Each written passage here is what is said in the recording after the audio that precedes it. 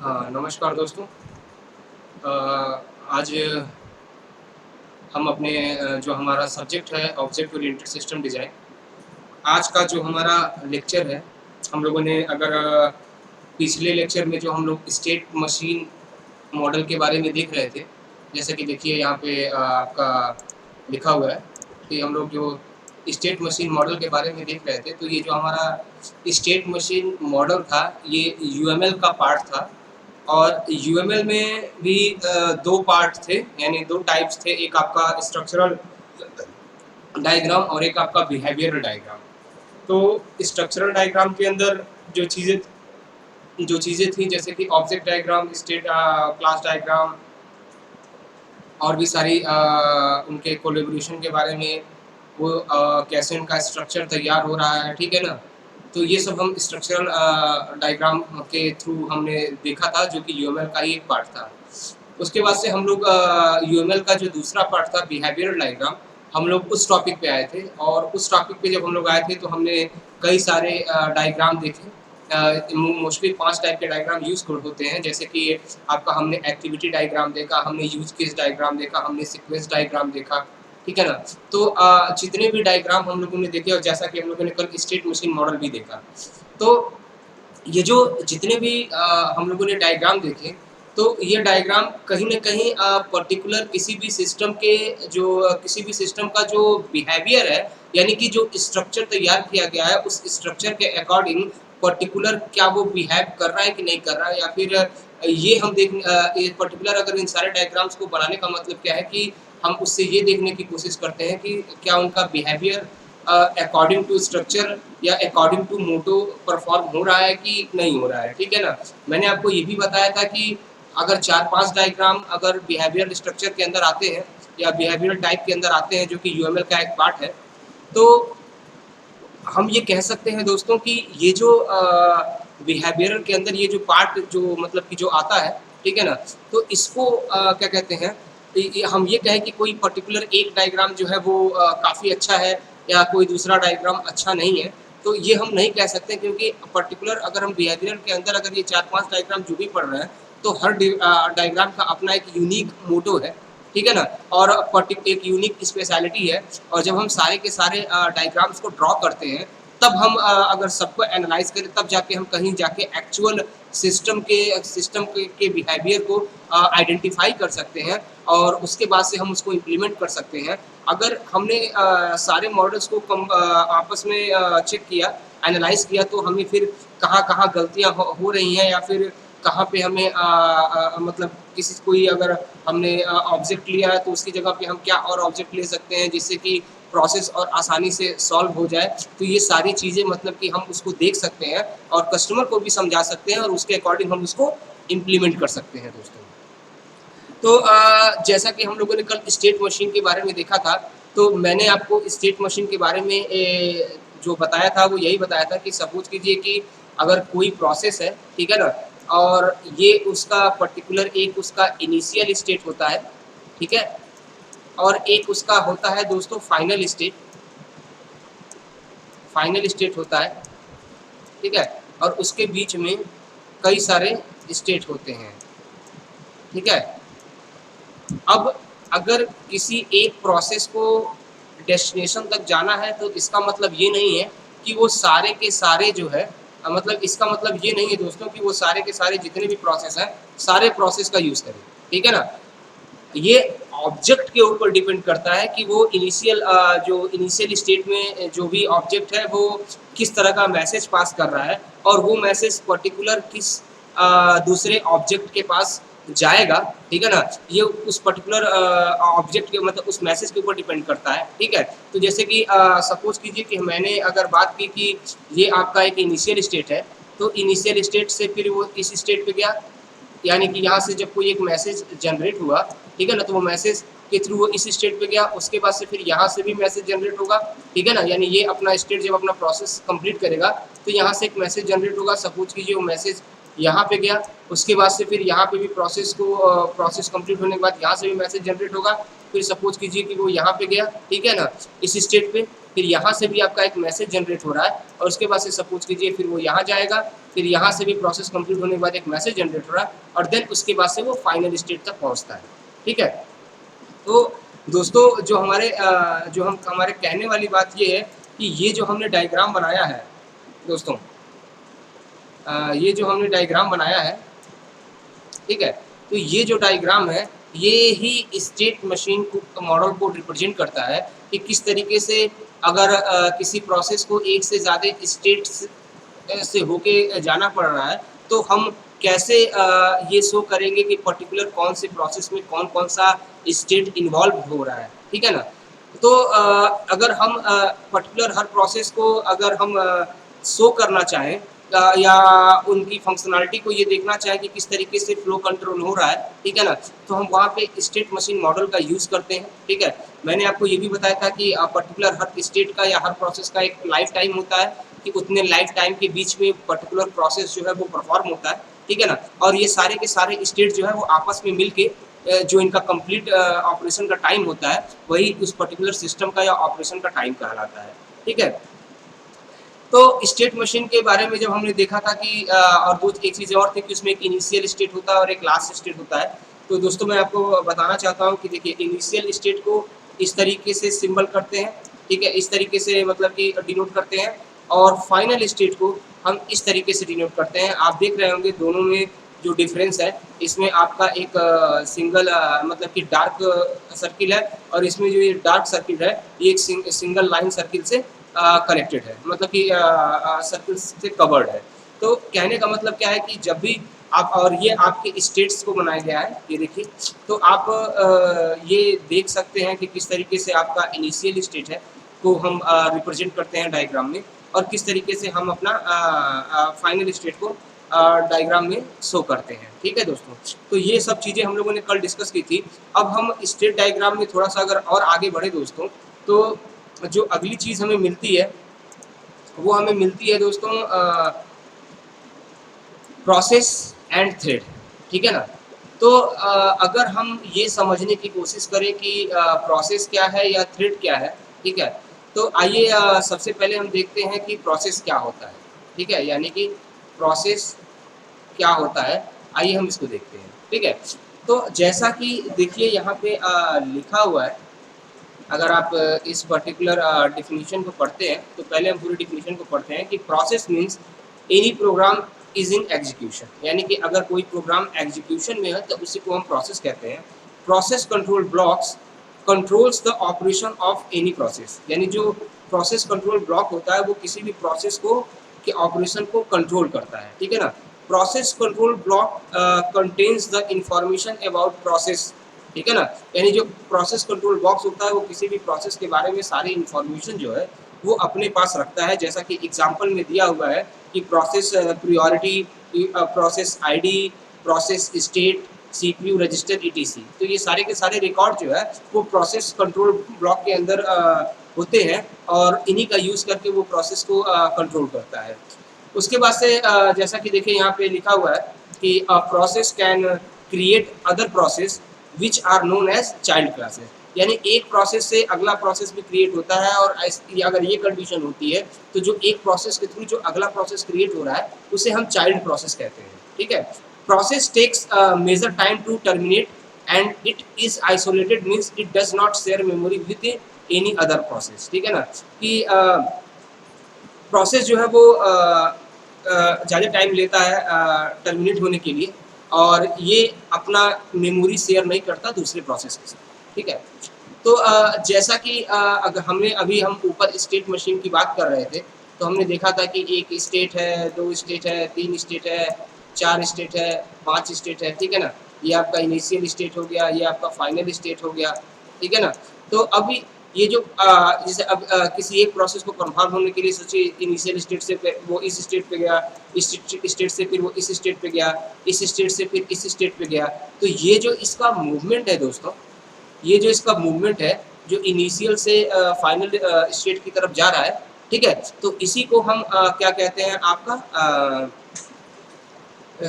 इसी को हम प्रोसेस कहते हैं, ठीक है ना? यानी सारे स्टेट वैसे तो स्टेट का इंडिविजुअल वर्क भी होता है, एक अपना इंडिविजुअल ऑपरेशंस होता है, लेकिन अगर एक प्रोसेस की बात करें तो सारे स्टेट जो मिलके टास्क को परफॉर्म करते हैं, ठीक है ना? जो भी मतलब कि मिल-जुल के जिस भी टास्क को परफॉर्म कर रहे हैं, तो उस टास्क को दोस्तों हम लोग क्या कहते हैं? प्रोसेस, ठीक है? दूसरी चीज़ अगर हम प्रोसेस के बारे में कहना चाहें तो प्रोसेस में कई सारे छोटे-छोटे प्रोसेस, कई सारे छोटे-छोटे ऑपरेशंस होते हैं जिनसे मिल के कोई भी प्रोसेस जो है वो जनरेट होता है, ठीक है? दूसरी चीज़ दोस्तों अगर हम यहाँ पे जो हम जैसे कि हमारा ये दूसरा जो लिखा हुआ है थ्रेड, ठीक है? आप थ्रेड को, तो अगर हम थ्रेड की डेफिनिशन को देखें, ठीक है? तो जैसा कि इसमें लिखा हुआ है कि thread is the segment of a process, means a process can have multiple threads and these multiple threads are contained within a process। यानी कि एक प्रोसेस के अंदर जो है मल्टीपल जो थ्रेड्स होते हैं, ठीक है ना? जो कि एक प्रोसेस के अंदर ही होते हैं, यानी कि अगर किसी प्रोसेस को परफॉर्म किया जा रहा है तो उसके अंदर ये जो छोटे-छोटे प्रोसेसेस हो रहे हैं, ठीक है ना? ठीक है, जिससे कि वो पूरा एक कंप्लीट प्रोसेस जो परफॉर्म हो रहा है, ठीक है, उसी को हम थ्रेड कहते हैं, ठीक है ना? वैसे तो प्रोसेस के अंदर ही थ्रेड होता है, जैसे कहने का मतलब क्या है कि अगर ये प्रोसेस है तो प्रोसेस के अंदर जो छोटे-छोटे प्रोसेसेस हमारे जनरेट हो रहे हैं, ठीक है ना? तो उन छोटे-छोटे प्रोसेसेस को हम क्या कहते हैं? थ्रेड कहते हैं, ठीक है ना? ये एक थ्रेड भी होता है, मल्टीपल थ्रेड भी होता है, ठीक है?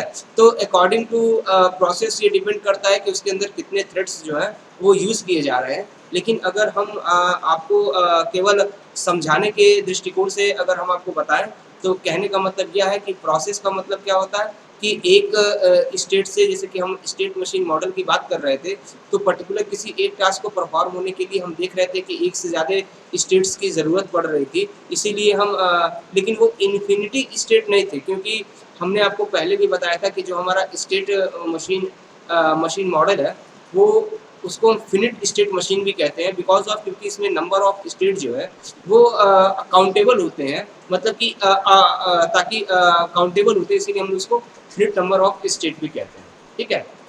तो प्रोसेस और थ्रेड में कन्फ्यूज़न नहीं होना चाहिए आप लोगों को।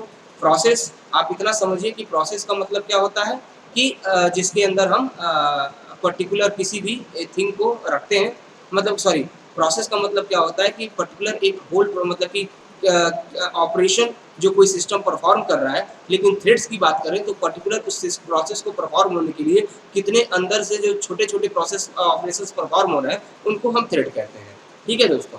जैसा कि देखो अगर आपको ये फिगर में दिख रहा होगा, ये अगर आपको फिगर दिख रहा हो, तो आप इस फिगर में देख सकते हैं कि ये जो आपका बॉक्स है, ठीक है ना? तो ये जो बॉक्स है आपका, ये बॉक्स आपके प्रोसेस को डिनोट करता है। किसको डिनोट करता है? प्रोसेस को अंदर।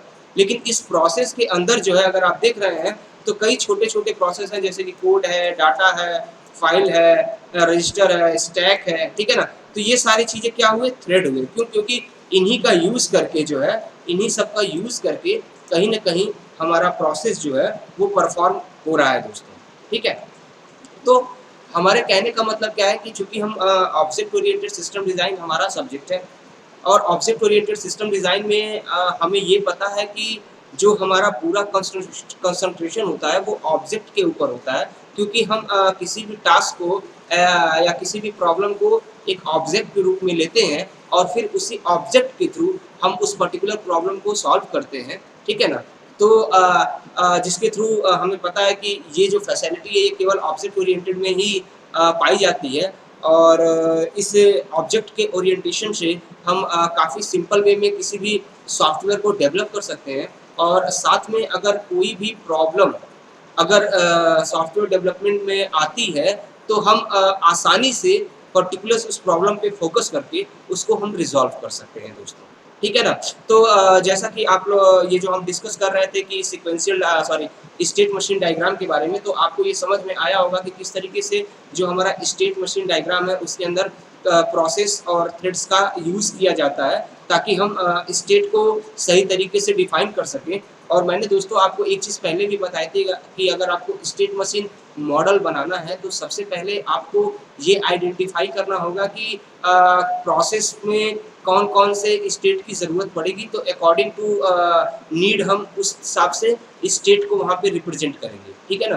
तो ये जो हमारा स्टेट मशीन मॉडल है, ये भी यूएमएल के बिहेवियरल स्ट्रक्चर का ही एक पार्ट है और इसके थ्रू भी हम सिस्टम के बिहेवियर को जो है काफ़ी आसानी से या काफ़ी अच्छे तरीके से उसको हम देख सकते हैं या रिप्रेजेंट कर सकते हैं ताकि कस्टमर को हम समझा सकें। ठीक है दोस्तों? ये सारी चीज़ें दोस्तों एक चीज़ याद रखिए कि कस्टमर के लिए ही है और खुद के लिए भी है, लेकिन कस्टमर के लिए भी ज़्यादा है क्योंकि कस्टमर हमें सॉफ्टवेयर डेवलप करने का पैसा पे करेगा, तो हमें कस्टमर को टाइम टू टाइम जो हमने काम किया है उसे हमें दिखाने की ज़रूरत पड़ती है, लेकिन हमें ये भी पता है कि कस्टमर जो है वो हमारा प्रोग्रामिंग का बंदा नहीं है, ठीक है ना? यानी उसको कोडिंग के बारे में बहुत कुछ नहीं पता, तो हम सिंपली जो है क्या कहते हैं मॉडल के थ्रू जो है हम उस पर्टिकुलर को इम्प्लीमेंट करते हैं, मॉडल बनाते हैं और मॉडल के थ्रू हम पर्टिकुलर उसको इम्प्लीमेंट करते हैं और पर्टिकुलर उसको इम्प्लीमेंट करने के बाद जो है हम कस्टमर को शो कराते हैं। अगर कस्टमर को कुछ उसमें क्वेरीज होती है तो कस्टमर वो बताता है कि ये प्रोसेस थोड़ा-सा नहीं समझ में आ रहा है, तो हम उसको चेंज करते हैं या उसको समझा सकते हैं। ये सारी चीज़ें हम ये स्टेट मशीन मॉडल के थ्रू कर सकते हैं। सबसे मेन इम्पोर्टेंट चीज़ क्या है कि इसके थ्रू, इस मॉडल के थ्रू हमारा जो पर्टिकुलर जो सॉफ्टवेयर है वो किस तरीके का परफॉर्मेंस देगा या उसका बिहेवियर कैसा होगा, हम उसको यहाँ पे शो करा सकते हैं पर्टिकुलर इस स्टेट मशीन मॉडल के थ्रू। ठीक है दोस्तों? अब इसी के अंदर एक स्टेट मशीन मॉडल के अंदर एक वर्ड आता है आपका इवेंट, ठीक है ना? तो दोस्तों अगर हम इवेंट की बात करें, ठीक है? तो जैसा कि आपको ये दिख रहा होगा इवेंट की अगर हम बात कर रहे हैं, तो इवेंट का मतलब क्या होता है कि पर्टिकुलर किसी टाइम इंस्टेंस पे किसी इवेंट कोई इवेंट ऑकर होता है, ये ज़रूरी नहीं होता कि ये हमेशा मतलब कि उसी टाइम पीरियड पे या हो ही, लेकिन ठीक है ना, ये कुछ कंडीशंस का एक तरीके से कहिए तो कोलैबोरेशन है जिसके थ्रू पर्टिकुलर इवेंट ऑकर होता है और जब वो इवेंट ऑकर होता है तो उसी के अकॉर्डिंग पर्टिकुलर कोई जो भी एक्शन है वो ट्रिगर होता है।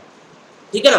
तो इवेंट का काफ़ी मेन रोल है, ठीक है ना? जिसके थ्रू हम पर्टिकुलर अगले स्टेट पे जा सकते हैं, ठीक है ना? या कौन-सा एक्शन परफ़ॉर्म करना है, वो इवेंट्स के थ्रू ही हम उसको डायग्राम में शो करा सकते हैं। तो जैसा कि देखिए दोस्तों यहाँ पे लिखा भी हुआ है कि events are some occurrence that can trigger state transition of an object. uh, object or an group of object. Events have a location in time and space but do not have a time period associated with it. मतलब कि ये एक time space पे है लेकिन इसके लिए कोई स्पेशली टाइम पीरियड अलॉट नहीं किया गया है या उसके साथ उसको एसोसिएट नहीं किया गया है और वो इसलिए क्योंकि according to situation, according to time particular event जो है वो ऑकर होता है, तो इसलिए हम उसको परमानेंटली कोई टाइम स्लॉट नहीं अलॉट कर सकते हैं। जब वो कंडीशन या जब वो इवेंट जब वो ऐसी सिचुएशन बनेगी तो वो इवेंट ऑकर होगा, तो उस इवेंट के अकॉर्डिंग जो है जो भी आपका एक्शन होगा वो ट्रिगर होगा और फिर वो एक्शन आपका परफॉर्म होगा। ठीक है दोस्तों? Event are generally associated with some actions. तो जैसा कि लिखा हुआ है कि इवेंट जो है वो पर्टिकुलर सम एक्शन के साथ एसोसिएटेड है। देखिए यहाँ दो चीजें हैं जो समझने लायक है। जैसा कि देखिए यहाँ लिखा है time period associated with it, ठीक है ना? Do not have a time period associated with it, यानी कि इवेंट के साथ जो है कभी भी टाइम जो है वो एसोसिएशन नहीं होता है क्योंकि वो अकॉर्डिंग टू सिचुएशन कंडीशन जो है वो इवेंट ऑकर होता है, ठीक है ना? लेकिन इवेंट आर जनरली एसोसिएटेड, जैसा कि यहाँ लिखा हुआ है कि event are generally associated with some action, यानी इवेंट जो है वो कुछ एक्शन के साथ एसोसिएटेड होते हैं, ठीक है ना? और एसोसिएटेड का एसोसिएशन का मतलब मैंने आपको पहले भी बताया था, ठीक है ना? एसोसिएशन का मतलब क्या होता है कि पर्टिकुलर किसी भी क्लास के साथ ऑब्जेक्ट का जो रिलेशन है, ठीक है ना, उसे हम एसोसिएशन के थ्रू इम्प्लीमेंट करते हैं। तो यहाँ पे क्या है, इवेंट जो है वो पर्टिकुलर किसी न किसी एक्शन के साथ एसोसिएटेड होता है। क्यों? क्योंकि जब किसी भी सिचुएशन पे, ठीक है ना, पर्टिकुलर कोई इवेंट ऑकर है, ऑकर होता है तो उस इवेंट के अकॉर्डिंग जो है जिस भी एक्शन के साथ वो एसोसिएटेड है वो एक्शन आपका परफॉर्म हो जाता है, ठीक है ना। तो जैसा कि देखिए यहाँ पे एक आपका एग्जांपल भी लिखा हुआ है कि of event are mouse click, key press and interrupter, stack overflow. यानी कि इवेंट क्या कि जो मान लीजिए हम यहाँ एक्सटर्नल इवेंट की बात कर रहे हैं, तो जैसे कि अगर एक्टर है, एक्टर मतलब क्या कि यूजर, ठीक है। तो जो हमारा यूजर है वो पर्टिकुलर माउस का जो क्लिक कर रहा है तो वो एक इवेंट है। अब उस माउस क्लिक के अकॉर्डिंग अब उस इवेंट के थ्रू कोई ना कोई एक्शन जो है वो एसोसिएटेड होगा।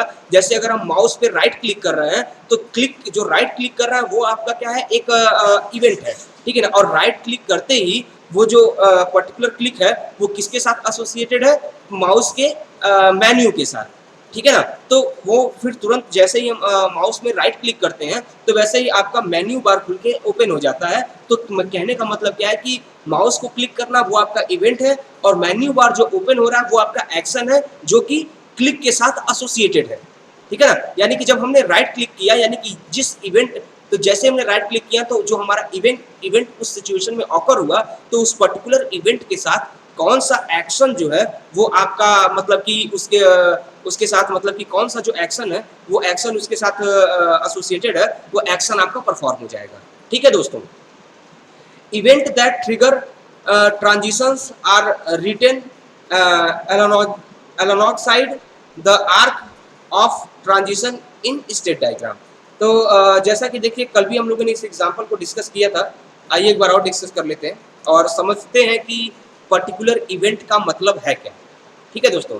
तो जैसा कि लिखा हुआ है consider the example so in the below figure या अबव फिगर में लिखा हुआ है the transition from waiting state to riding state take place when the person get a taxi, likewise the final state is reached, ठीक है ना, where when he reached the destination these two occurrence can be termed as event get taxi and reach destination, ठीक है ना। तो the following figure show the event in a state machine, ठीक है।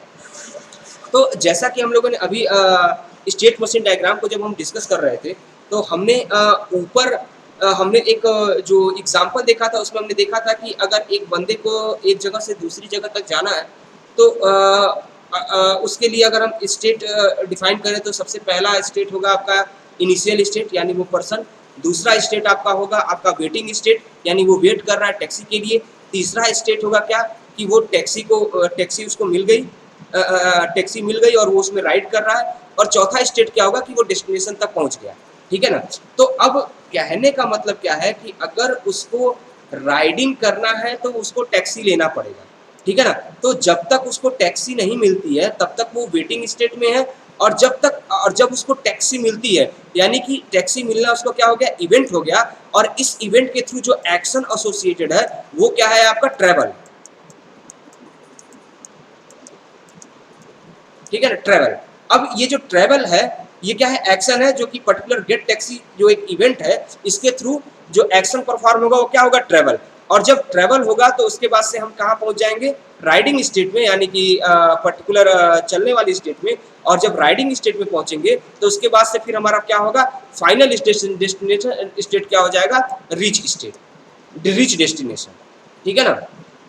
तो ये पर्टिकुलर जो हमारा इवेंट है, हमारे कहने का मतलब बस इतना है दोस्तों, मैं यही समझाना चाहता हूँ कि हर एक इवेंट के साथ पर्टिकुलर एक एक्शन जो है वो एसोसिएटेड होता है। जब हम पर्टिकुलर कोई अभी क्या कहते हैं कि action event according to situation occur होता है, ठीक है ना, तो हम उसके अकॉर्डिंग जो है वो एक्शन को परफॉर्म करते हैं। जैसा कि हम शो कर रहे हैं कि जब तक गेट टैक्सी आपका क्या है, इवेंट है, ठीक है। जैसा कि देखिए आपको यहाँ ऊपर जो आपने देखा था ट्रांजिशन ट्रांजिशंस, इनिशियल स्टेट था, वेटिंग स्टेट था, फिर राइडिंग था, ठीक है ना, टैक्सी मिलना, और टैक्सी मिल गया तो फिर क्या वो राइडिंग स्टेट पे चला गया, और राइडिंग स्टेट के बाद वो फाइनल डेस्टिनेशन पे चला गया, ठीक है ना। तो यहाँ पे जो हमारा टैक्सी मिल रहा है ये गेट टैक्सी, ये आपका इवेंट हो गया, और जैसे ही टैक्सी मिला तो हमारा जो एक्शन है वो एक्शन क्या परफॉर्म होगा, ट्रैवल का, ठीक है ना, यानी कि हमारी राइडिंग जो स्टेट है वो स्टार्ट हो गई और उसके बाद से फिर जो हमारा अगला स्टेट मिलेगा वो हमारा फाइनल स्टेट यानी कि डेस्टिनेशन स्टेट होगा। ठीक है ना, तो इवेंट को और अगर आपको समझना है क्या कहते हैं, तो ये आप इस तरीके से समझ सकते हैं कि इवेंट का कोई भी टाइम पीरियड डिसाइड नहीं होता है, according to situation, according to condition event occur होता है। जैसा कि हमने देखा अपने एग्जाम्पल में कि जब हमें ट्रैवल करने की एक जगह से दूसरी जगह तक जाने की ज़रूरत पड़ी, तब हम टैक्सी का वेट कर रहे हैं, तो टैक्सी जब मिलेगी तो वो एक इवेंट होगा और उस इवेंट के थ्रू जो हम एक्शन जनरेट करेंगे वो क्या होगा, ट्रैवल करना, यानी कि ट्रैवल करने के बाद, ट्रैवल करना मतलब कि क्या, राइडिंग शुरू हो जाती है और जब हमारी राइडिंग शुरू हो जाती है तो हम डेस्टिनेशन तक पहुंच जाते हैं। ठीक है ना, तो कहने का मतलब सिंपल इतना है दोस्तों, क्या क्या कि अगर हम क्या कहते हैं पर्टिकुलर, अगर किसी भी इसकी अगर हम प्रोसेस की बात करें तो हर प्रोसेस के अंदर एक टाइम एक सिचुएशन पे या किसी भी कंडीशन के अकॉर्डिंग एक इवेंट जनरेट होता है और उस इवेंट के अकॉर्डिंग हम पर्टिकुलर जो है प्रोसेस को जनरेट करते हैं, मतलब कि पर्टिकुलर एक्शन को परफॉर्म करते हैं। यानी हर इवेंट के साथ एक एक्शन जो है वो आपका एसोसिएटेड होता है और एसोसिएशन का मतलब क्या होता है कि उनके बीच में एक संबंध होता है, एक जुड़ाव होता है कि जब भी ये इवेंट आएगा तो ये एक्शन परफॉर्म होगा, लेकिन वो जो इवेंट ऑकर होगा वो according to situation, according to condition होगा। जब वो इवेंट ऑकर होगा तो जो तो एक्शन ट्रिगर होगा और तो जो एक्शन है उससे एसोसिएटेड वो आपका ट्रिगर कर जाएगा, यानी कि स्टार्ट हो जाएगा। ठीक है दोस्तों, अब हम अगर इवेंट्स की बात करें तो देखिए इवेंट्स भी कई टाइप के हैं। इसमें अगर हम सबसे पहले इवेंट की बात करें यानी कि एक्सटर्नल एंड इंटरनल इवेंट, तो जैसा कि एक्सटर्नल इवेंट की अगर हम बात करें तो जैसा कि देखिए यहाँ पे लिखा हुआ है कि external event are those events that pass from a user of the system to the object within the system. For example mouse click और key press by the user and external event. ठीक है ना, तो कहने का मतलब क्या है कि एक्सटर्नल इवेंट का मतलब जैसा कि मैंने अभी आपको बताया था कि जो यूजर है यानी कि जो एक्टर है, ठीक है ना, वो किस तरीके से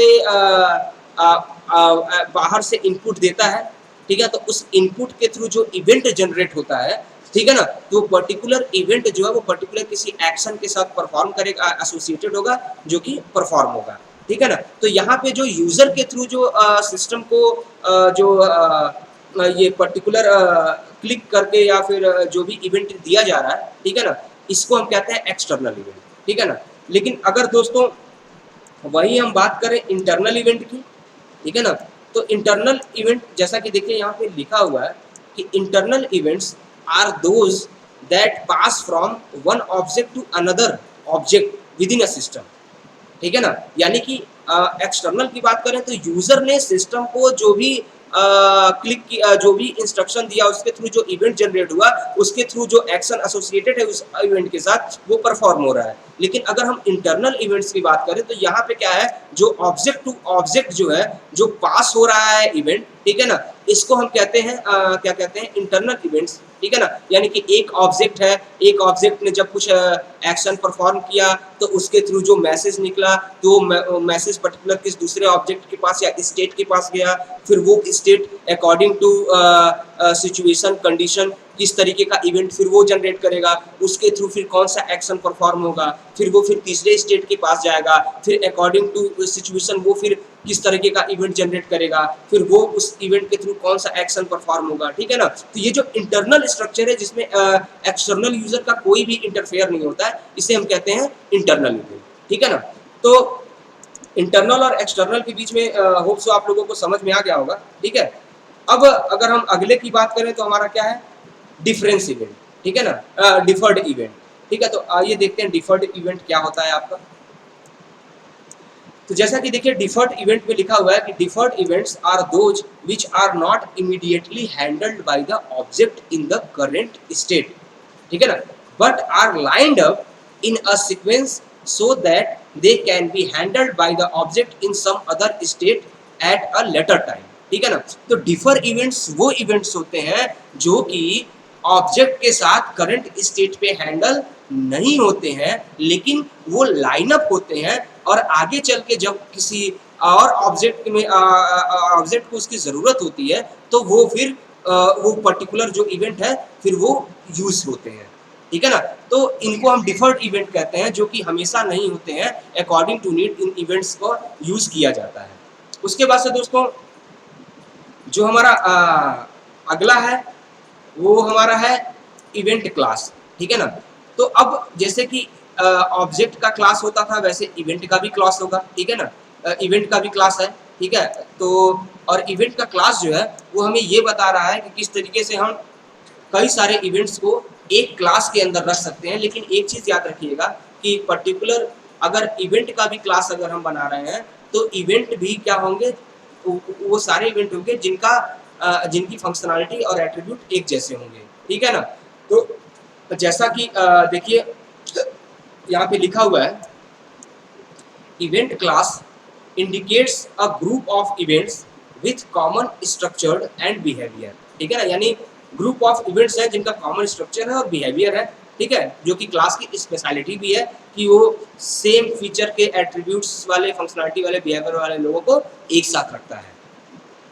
As with classes of objects, event classes may also be organized in a hierarchical structure, ठीक है ना? यानी कि इवेंट क्लास जो हायरार्चिकल स्ट्रक्चर में ऑर्गेनाइज किया जाता है। इवेंट क्लासेस में have attribute associated with them, ठीक है ना? Time being and implicity attributes. तो अगर हम बात करें एग्जाम्पल की, तो we can consider the event of departure of a flight of an airline which we can group into the following class. तो दोस्तों अगर ये आपको एग्जाम्पल अगर आपको दिख रहा है, तो आप इस एग्जाम्पल को देख के समझ सकते हैं कि एक हमने फ्लाइट डिपार्चर करके एक क्लास बनाया है, ठीक है ना? और इस क्लास के अंदर जो है देखिए कितने इवेंट है, फ्लाइट नंबर है, फ्रॉम सिटी है, टू सिटी है और रूट है, ठीक है ना? तो अब जितनी भी फ्लाइट के डिपार्चर का, अगर कोई भी फ्लाइट हो, अगर उसके डिपार्चर के बारे में अगर की बात करेंगे, तो उसमें ये सारे के सारे प्रोसेस, यानी कि उस फ्लाइट का नंबर क्या है, वो किस सिटी से किस सिटी तक जा रही है, कौन सा रूट फॉलो करके जा रही है, तो वो सबके लिए क्या कहते हैं कि कॉमन होगा, ठीक है ना? तो यहाँ पे इस तरीके से हम इवेंट क्लास को जनरेट करते हैं और इसके थ्रू हम क्या कहते हैं, कई सारे इवेंट को एक जगह पे रखते हैं और according to situation, according to need का हम यूज करते हैं दोस्तों, ठीक है? अब एक इसी के अंदर एक जो बात आती है, और वो बात आती है दोस्तों सिग्नल की, ठीक है ना? तो अगर हम सिग्नल्स की बात करें, तो सिग्नल्स बेसिकली है क्या, मैसेजेस जो कम्युनिकेट करने के लिए यूज किया जा रहा है, ठीक है दोस्तों? सिग्नल का मतलब क्या है, वो मैसेजेस हैं जो कम्युनिकेट करने के लिए जिनका हम यूज करते हैं। जैसा कि देखिए अगर आप डिफिनीशन देखेंगे तो आपको समझ में आ जाएगा कि मैं क्या कह रहा हूँ। तो जैसे देखिए इसमें लिखा हुआ है कि a signal is a named object that is sent asynchronously by one object and then received by another, ठीक है ना? कि माने ये सिग्नल जो है वो एक ऑब्जेक्ट से दूसरे ऑब्जेक्ट तक रैंडमली जो है वो भेजा जाता है और दूसरे ऑब्जेक्ट द्वारा रिसीव किया जाता है। Exceptions are the famous example of signal, ठीक है ना? यानी एक्सेप्शंस जो है वो फेमस एग्जांपल है सिग्नल का। A signal may be sent as the action of a state in a state machine और as a message in a interaction. The execution of an operation can also send signals, ठीक है ना? यानी कि एक operation perform हो रहा है, उसके बाद से दूसरा ऑपरेशन परफॉर्म तभी होगा जब पहला ऑपरेशन खत्म हो जाएगा और उसकी मैसेजिंग दूसरे ऑपरेशन के पास पहुंचेगी, ठीक है ना? तो ये जो कम्युनिकेशन है वो सिग्नल के थ्रू हो रहा है और सिग्नल का यूज करके ही हम कहीं ना कहीं इस पर्टिकुलर सारे के सारे प्रोसेस को यूज कर रहे हैं। एक तरीके से कहें तो ये कम्युनिकेशन का वे है जिसके थ्रू हमें ये डिसाइड करते हैं कि अब कौन सा अगला इवेंट होगा और उसके अकॉर्डिंग कौन सा अगला प्रोसेस जनरेट होगा दोस्तों, ठीक है ना? तो सिग्नल्स भी अगर हम स्टेट मशीन मॉडल की बात करें तो काफ़ी इंपॉर्टेंट है, क्योंकि इसी सिग्नल्स के अकॉर्डिंग हमारा नेक्स्ट स्टेप डिसाइड होता है दोस्तों, ठीक है? जैसा कि दोस्तों यहाँ पे जो हमारा एक एग्जांपल हमने लिया हुआ है, we model the relationship between an operation and the event using a dependency stereotype with send which indicate that an operation send a particular signal। ठीक है ना। तो जैसे कि देखिए आपको दिखा हुआ है कि अगर हम जब तक पुश ऑपरेशन को सेंड नहीं होगा तब तक वो ऑपरेशन परफॉर्म नहीं होगा। जब तक पॉप सेंड नहीं होगा, ठीक है ना, तब तक वो ऑपरेशन वहाँ पे परफॉर्म नहीं होगा। यानी कि सिग्नल जो है उसी के सिग्नल ही बताते हैं कि कौन सा ऑपरेशन अब परफॉर्म होना है दोस्तों। ठीक है। तो दोस्तों आज जो हम स्टेट मशीन मॉडल जो हम लोगों ने कल पढ़ा था, आज ये उसी के कंटेंट्स थे आपके प्रोसेस, थ्रेड, इवेंट और सिग्नल्स। ठीक है ना। तो होप सो आप लोगों को ये चीज़ें समझ में आई होंगी। और कल जब हम नेक्स्ट टाइम मिलेंगे तो हमारा जो अगला टॉपिक होगा वो होगा टाइम डायग्राम। ठीक है ना। तो अगर आप लोगों को स्टेट मशीन डायग्राम में अगर कोई भी प्रॉब्लम होगी तो आप हमसे क्वेरी कर लीजिएगा। Thank you very much.